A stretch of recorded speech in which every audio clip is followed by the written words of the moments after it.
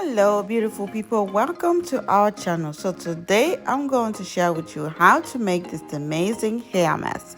Now let's get started with this video. Our first ingredient will be aloe vera leaves. After washing the aloe vera leaf very well, I will cut the tip part and throw away. Next, I will take out the pointy part on each side. Please be careful when using a knife. Now I will cut the aloe vera leaf in medium size.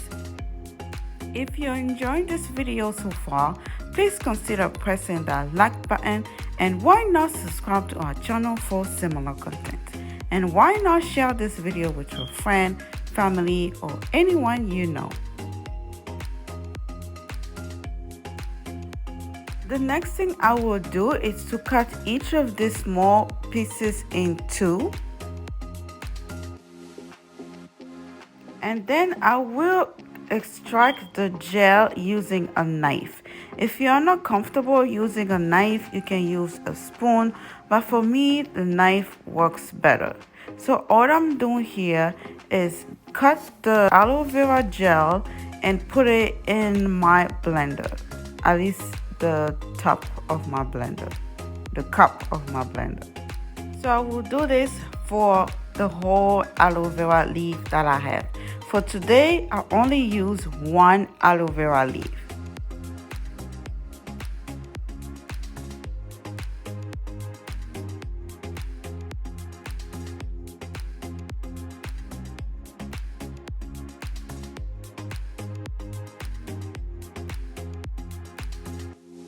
Our next ingredient will be the pure moringa.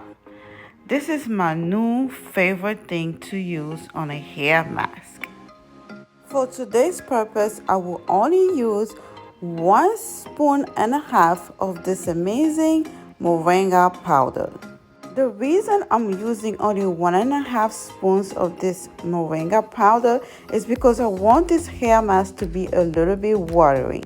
And you will know why I decided to have this hair mask watery on our next video, where I show you how I will be using this hair mask. So stay tuned for our next video.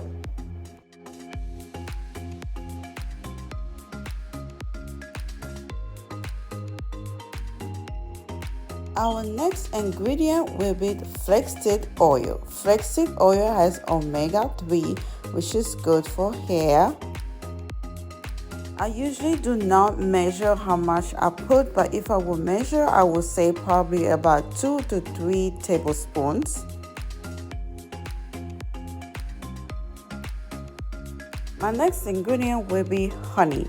And for this, I will also put about 2 spoons maybe, or 1 spoon if I have to measure, 1 to 2 spoons of honey.